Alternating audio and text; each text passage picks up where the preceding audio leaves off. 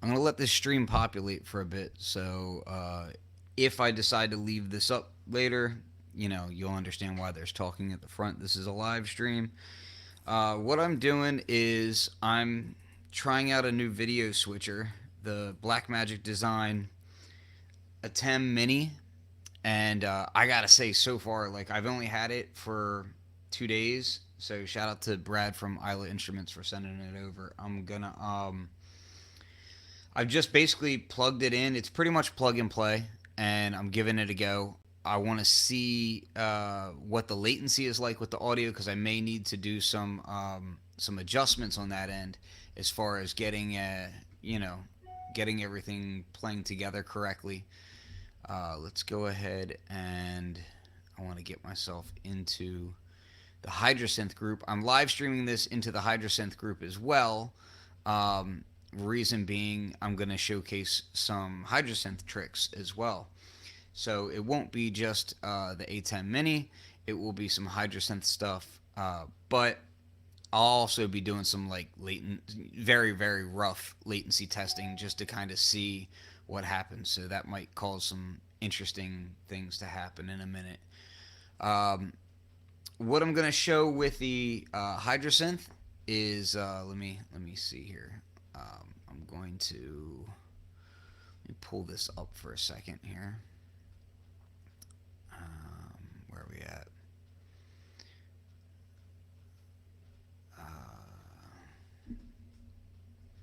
Okay, so I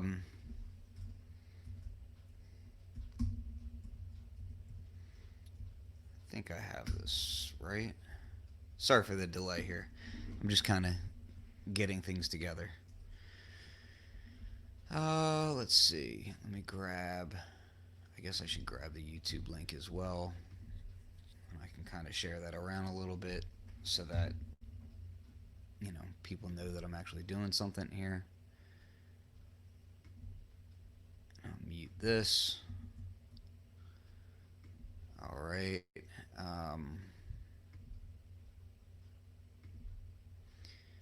Okay, and again, if you're just coming in here,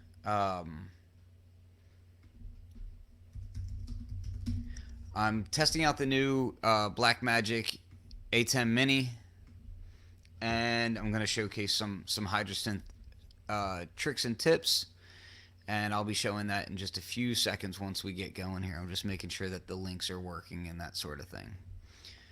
I'll share this here.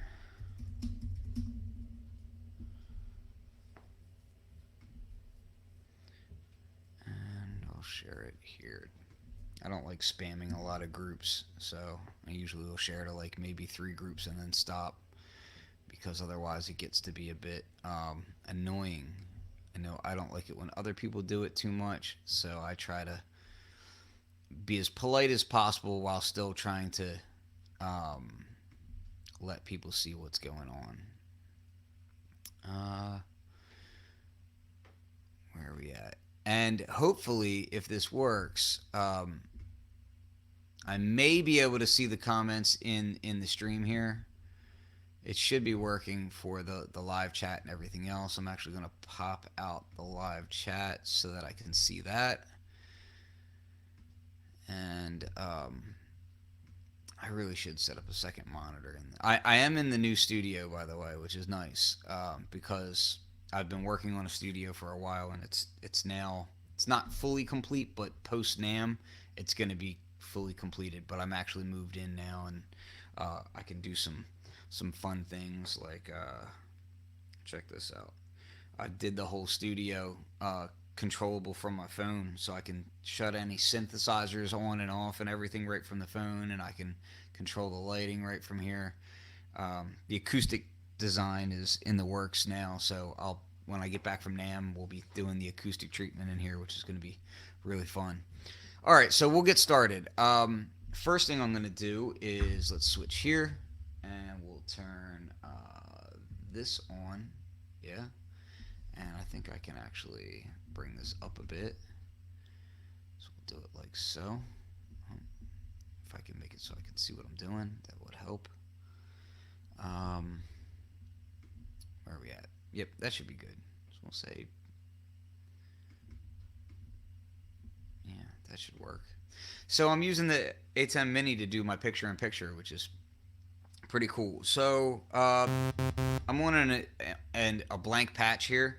First thing I'm going to do is I'm going to initialize it, and the reason I'm doing that is because that will set the initialized envelope curves. So if you don't initialize a patch and you just go to a blank patch, all your envelopes are going to be linear, okay? And you can go to your envelope section here, and I'll actually, let me see if I can zoom in a bit here for you.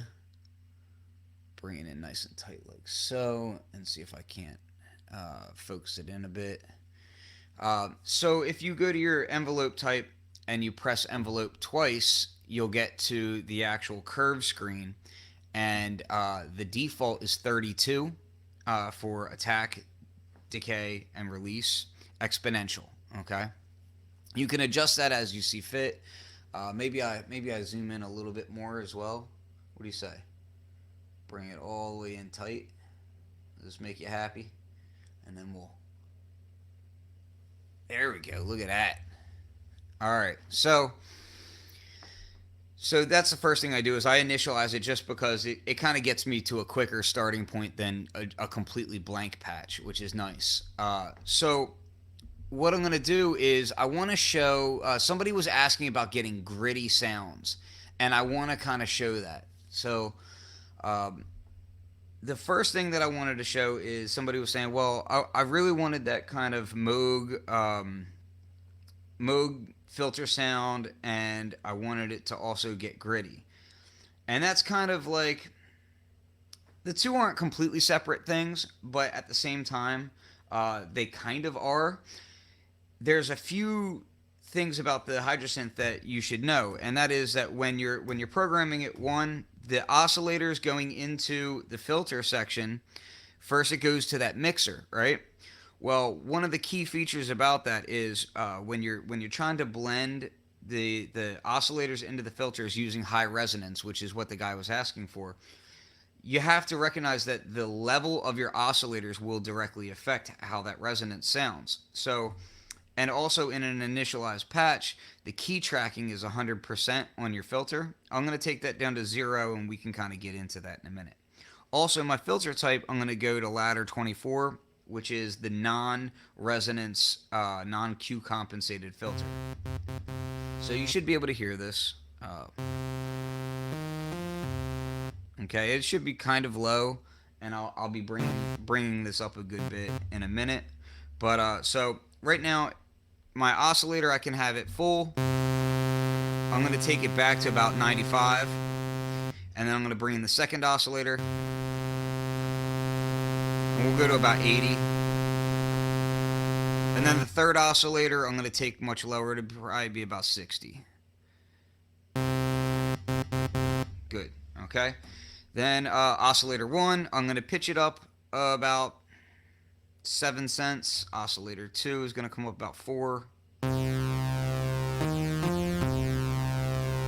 Okay, now I'm going to start rolling off the filter, and I want to show you how you kind of get closer to these gritty sounds. I'm not really trying to emulate. I'm not trying to emulate a Moog. I'm not trying to emulate any synth. I'm just trying to showcase how you get those gritty, funky sounds, right? So I'm going to take this down. So we're about halfway, 50%. I'm going to bring the resonance up a bit. Bring it down a little bit further than that, actually. We'll go to 30. And now this is where the envelope comes in. So I'm going to bring the envelope up, and if you remember, on an initialized patch, your envelope, the sustain is going to be at 127. So we're going to bring that up, and it's going to bring the filter back up to about 30, 31, something like that. So it's opening it up, but it's not opening all the way, right? So now we'll go back to the envelope 1, which is tied to that filter. Drop the sustain down. Go right about 38, somewhere around there for the sustain. And now I'm going to play with my attack and my decay.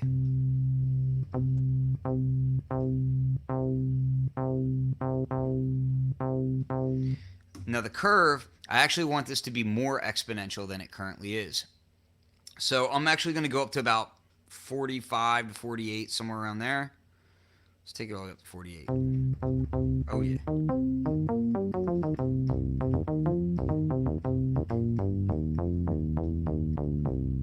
All right.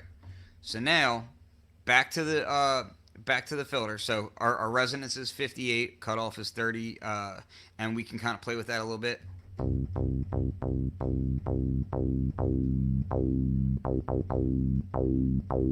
And if you kind of stay a little bit restrained with this, and yes, I know it sounds like I'm in a reverb chamber because there's no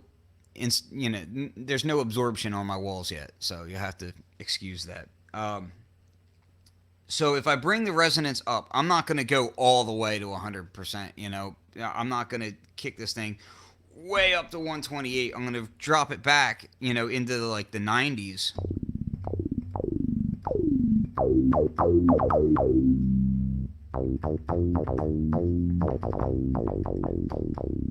Right? And you can even add a little bit of that velocity to it. I'm not even going to add a lot. I'm just going to add like maybe 20.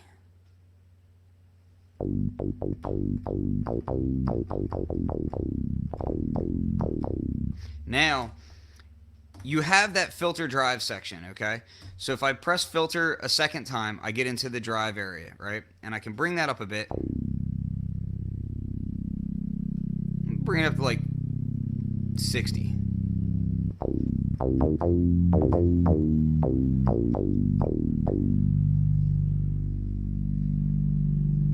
I'm actually going to mess with my amp a little bit here.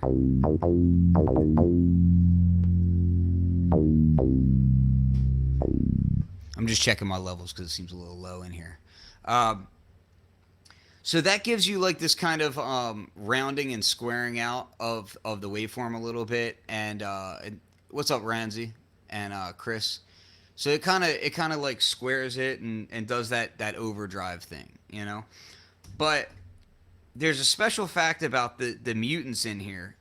A lot of the mutants have feedback, and when you use the feedback on it, it really lets you get into some interesting places with the oscillators and with that gritty sound. So now I'm on oscillator 1, mutant 1. I'm going to turn the dry wet to 100%, and the depth is going to go all the way down. So this is on FM, but the depth is completely down, so it's not really affecting it. Now I can bring that feedback up.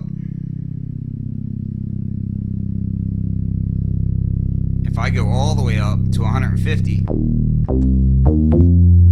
let me turn this down a bit. I'll bring my amp down a little bit too, actually.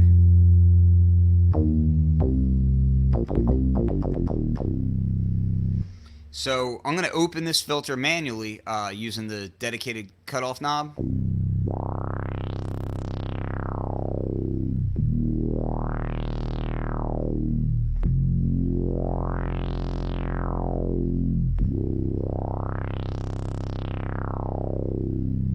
And see, now you're getting that kind of classic, gritty, funk bass type sound.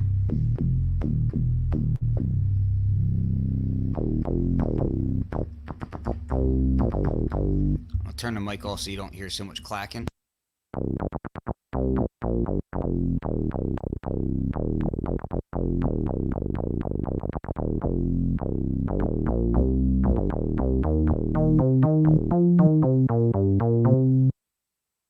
And of course you can do the things like, put it into mono mode and glide and all that good stuff, right?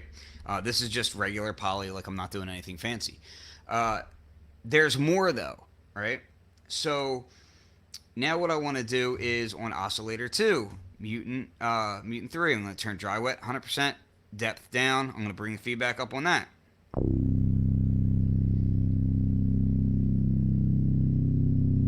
$150. Now, I haven't even gone by semitones on second oscillator, so let's go ahead and do that.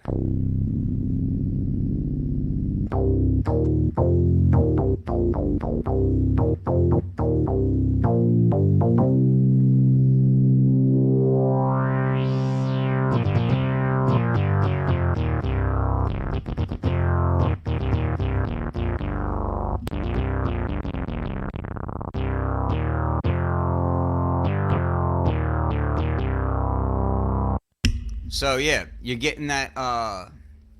What's up, DJ Rec?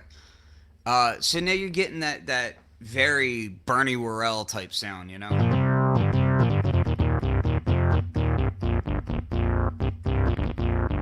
So you can get that kind of P Funk vibe out of it. And if you start messing with the attack, of course,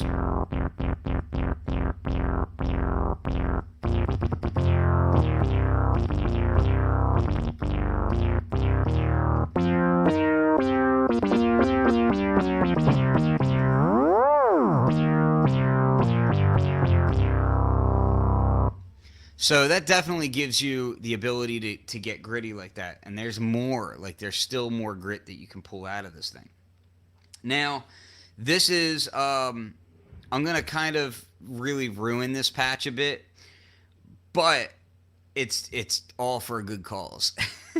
So first I'm going to go to my filter and I'm going to go to my key tracking. This is probably going to get loud, so I'm going to try to turn my amp way down for a minute. Don't worry that the volume level's low.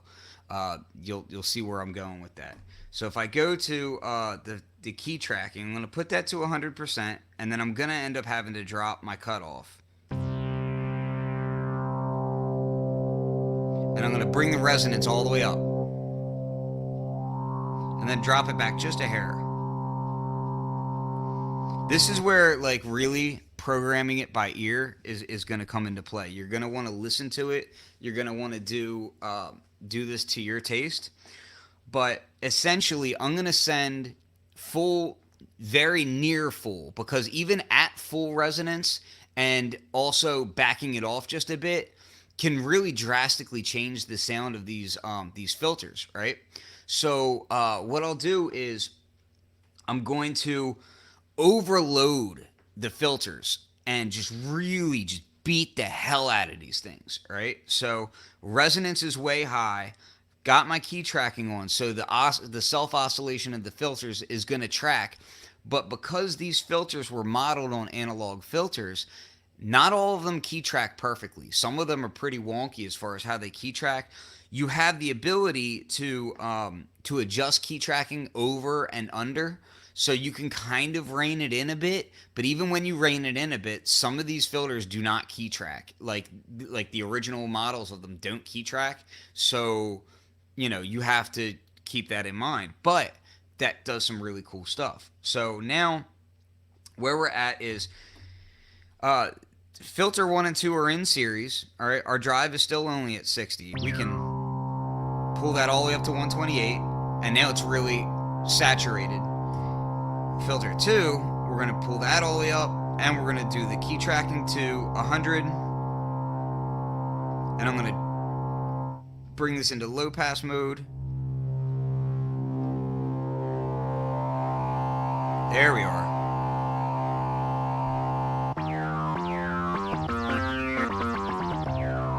I'll drop that resonance back just a hair. This is on filter 2.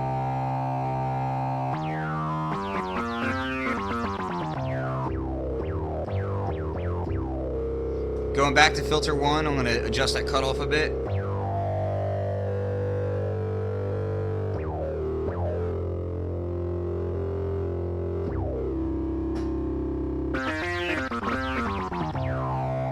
So now you've got this like crazy overdriven sound, and it really pushes. So I can adjust the amp level from here.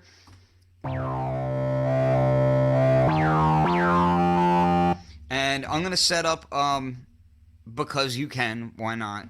It's a Hydrasynth, right? So use the poly aftertouch, right? Granted, this is kind of more of a leaning towards a mono sound, but you can do some great stuff with it with the poly aftertouch with this. So we'll do filter cutoff just a hair, right? So like we'll set it to like maybe 15. So that's filter cutoff 1.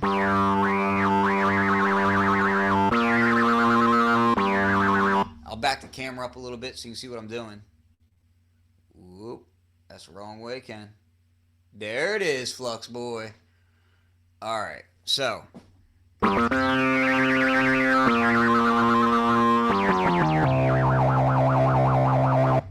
So you can really kind of get funky with that, right? So that's just filter cutoff 1 that I'm doing that. Let's get goofy with it, all right? And I don't know if this is going to sound good. It might sound horrible. Let's find out. I'm going to go to filter cutoff 2, and I'm going to drop it negative 10. So now they're going opposite directions when I press the key. We'll turn this down a bit.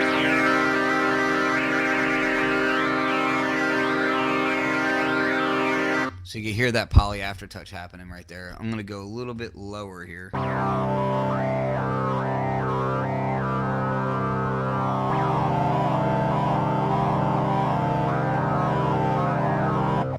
So yeah, that's, you know, we're definitely in that gritty territory. I could probably drop...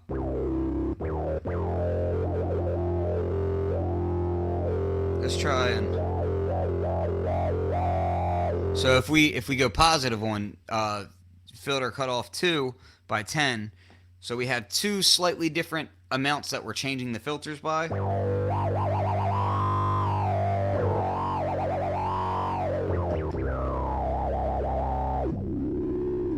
So, I mean, if you want to say that that doesn't get gritty, I'm sorry, you're wrong. That's crazy. Like, I'm having fun with that.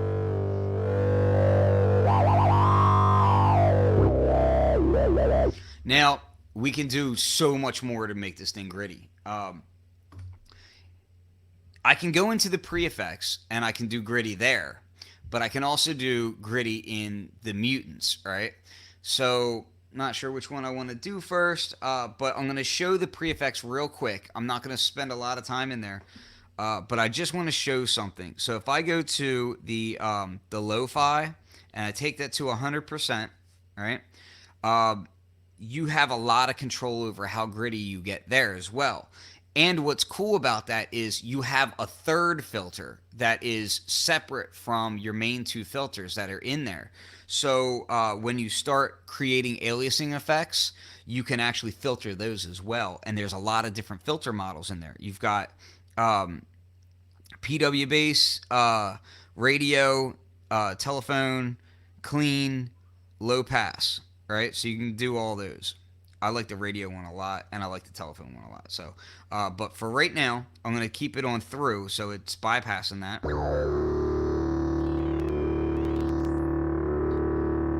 So you can go all the way up to 44.1, and I'll zoom in here.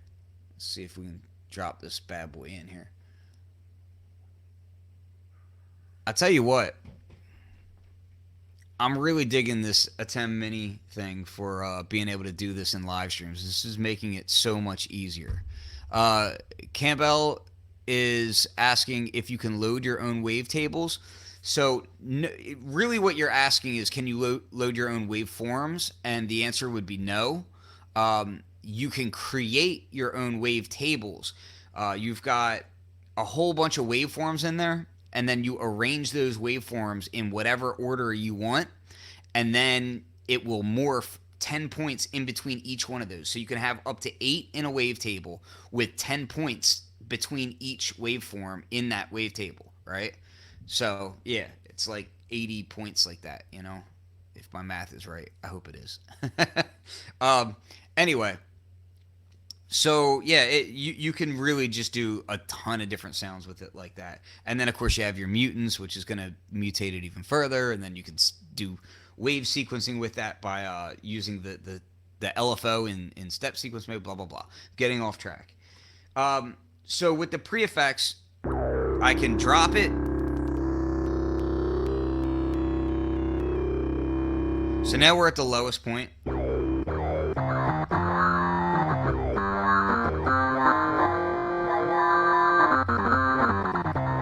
Now, if I bring in that filter, here's where it gets really crazy, because the filter can go way past probably where it even should. This is where, you know, you want to use your ears and whatnot.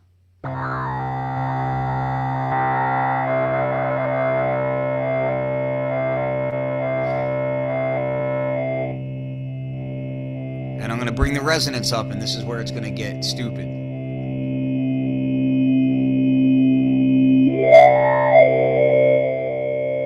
You got to really watch your level when you're doing this too. So I'm going to bring the amp back a bit, which is really feeding into it. And you really want to watch your main level.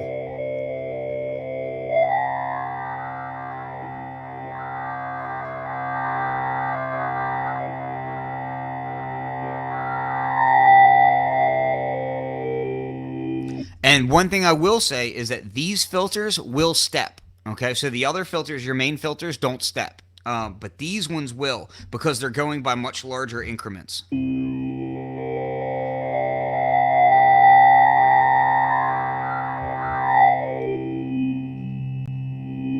Now here's another thing that I'm going to do. So in the mod matrix, remember I was modulating the filter cutoff, which you can barely hear right now because we've got so much sample rate reduction going on, and then we've got the you know the the aliasing going on from the sample rate reduction. But what I'm also going to do is I'll turn poly aftertouch on another slot, and yeah, you guys can see what I'm doing, right? Should I zoom in a little bit more? Make it so sexy. Look at this. Look at that. Blackmagic ATEM Mini. Yes. And of course the camera's nice too. It's a Lumix GH4. So all right, poly aftertouch, right?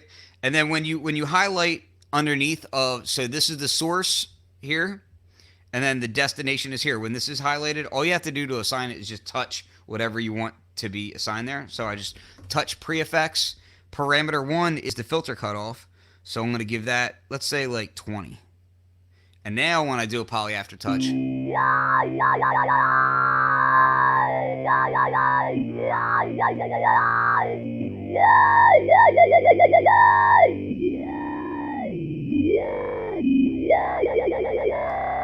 so again, like the whole point of this was that somebody was asking how to make this thing as gritty and dirty as possible.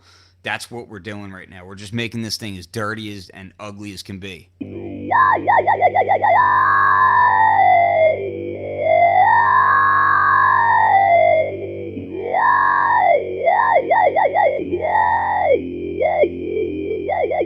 Now, if you drop that, if we drop that resonance back a good bit to something a little bit more reasonable, it's a lot more playable.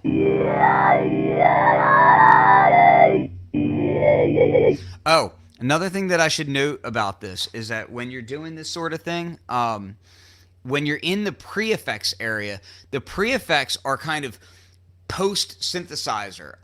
Where's my picture-in-picture at? Turn that on. There it is. Hi. When you turn on the pre-effects, right? The pre-effects are kind of post-synth. So that means that poly aftertouch doesn't really matter to them as much. The reason why I put it poly aftertouch for that is just more because, hey, everything else is poly aftertouch. It's just kind of easier for me to keep track in my head of what I'm doing, that sort of thing. But realistically, that's going to respond mono aftertouch either way, because it's not going per voice. It's going as a global effect, on that whole patch coming in. So that's just something to be aware of and know, And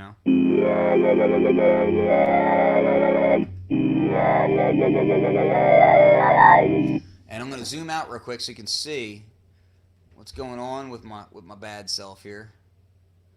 So we'll do this. And so when I rock my hands, you'll see how the aftertouch is affecting it.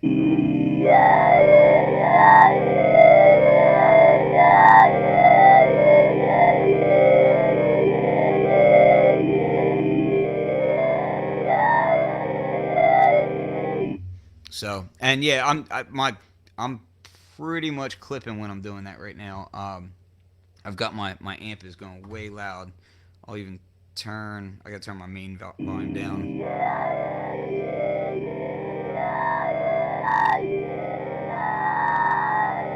So you can cause it to completely break up there if you want, like this is all about this synthesizer. The way they really put it together was to allow you to go, inside all these nice sweet spots and then get outside of those boundaries to what you might find interesting too, So it's really, really useful. Can't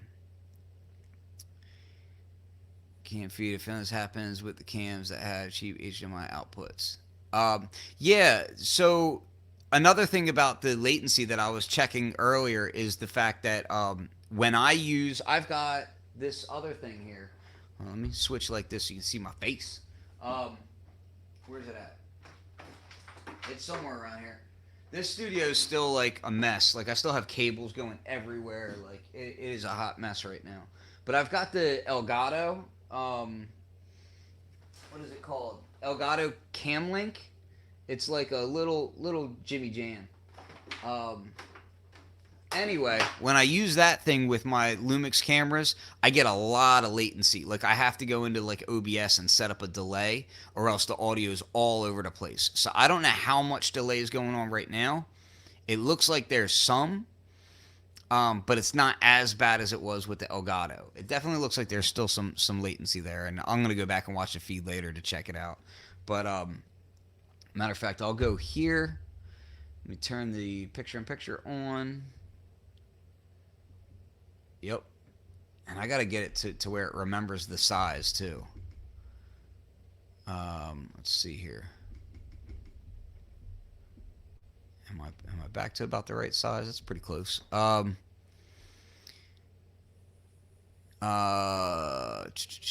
Yeah. So,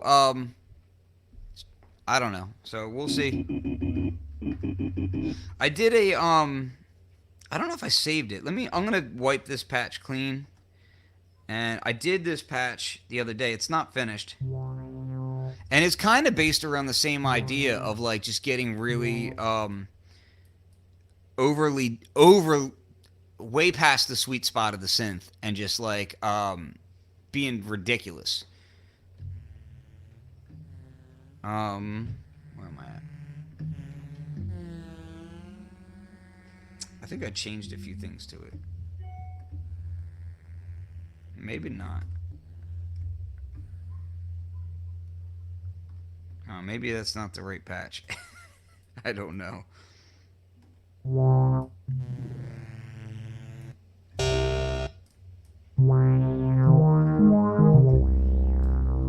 Yeah, so...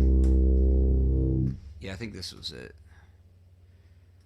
Yeah.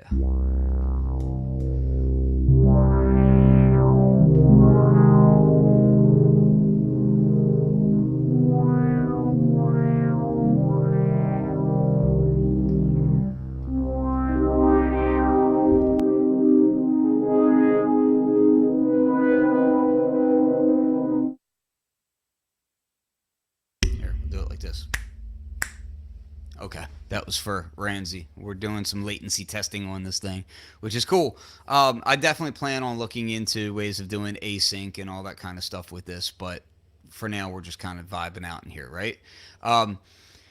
So anyway, I feel like that was pretty decent showing of how to get a lot of the grit. I didn't even get into how you get grit out of the mutators, because there's a whole nother layer to getting grit out of it as well. I mean, if I go back to a blank patch, right? And this is going to be super fast. I'm barely even going to talk about how I do it all. I'm just going to kind of show it. Let's do it like this. Let's get it in here. In there like swimwear. There it is. All right. Yeah, so if I do this real quick,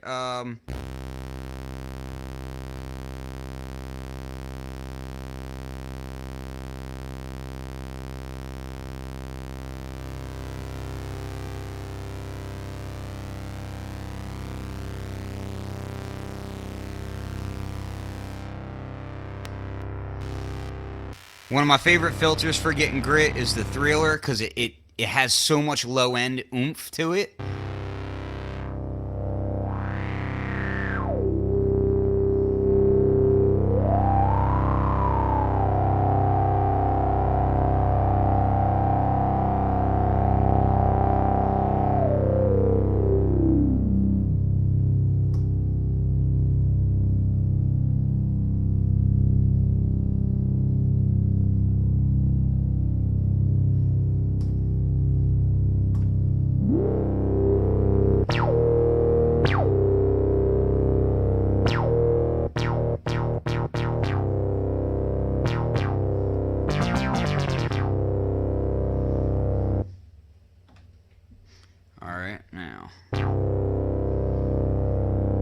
So I'm going to use a few different mutators on here when I do this. This is pretty cool. So the depth is going to go... I'm still on the linear FM and depth. is going to go to like 1. And all that's doing is giving it just this tiniest bit of FM, which is really just slightly moving it. You know what I mean? Slightly pushing the oscillator out from where it should be. And you can adjust the ratio on that too. Like just move it ever so slightly off.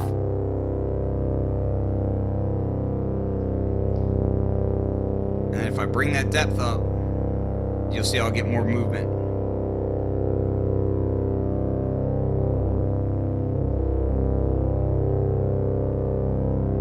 So we're going to keep it pretty low.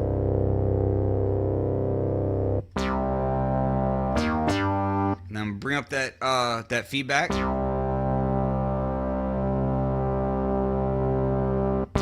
And I'm using just traditional waveforms here. I'm not even using the the wave tables and all that stuff. I'm just using straight linear, saw waves on this right now. So now if I go to Mutant 2, all right, and actually Mutant 3 real quick, I'm going to do the other trick, which is to turn the depth down, dry wet up, feedback up. About 90. And so Mutant 2, I'm actually going to change this. I love this thing, man. Go to sync, right? Take the ratio all the way down to 250. Depth, take it really low. Take it all the way to 0 for now, right? And then dry wet's going to come up. And we're going to slowly bring that depth up. 2.5.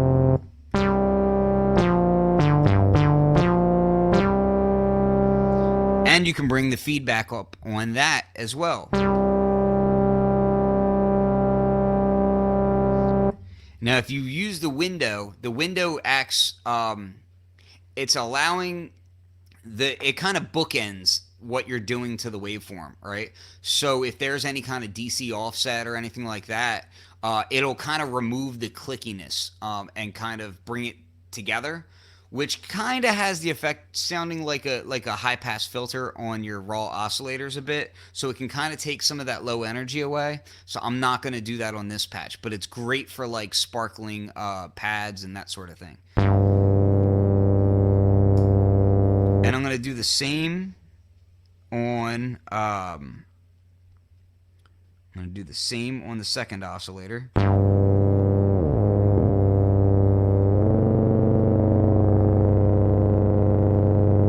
2.5 is my depth.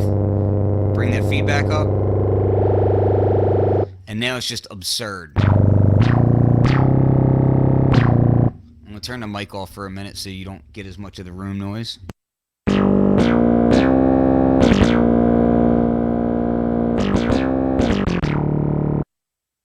And I'm trying not to clip the audio interface, but because I'm doing such aggressive sounds and like going from nothing to this, it's kind of hard to watch my levels going into the interface and the stream while doing it. So if you start hearing that clipping, that's my bad. I'm trying to.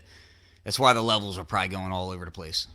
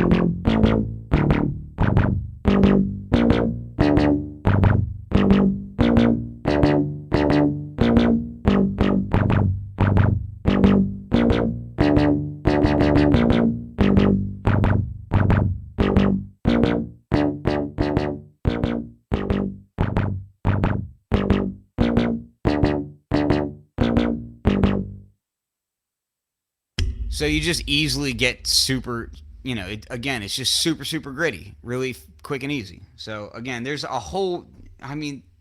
there's so many more ways of getting grit. I haven't even gotten into the ring mod or using the noise and, doing all that kind of good stuff. But yeah, just super easy to get that stuff. So anyway, my camera just said it's going night-night, so am I.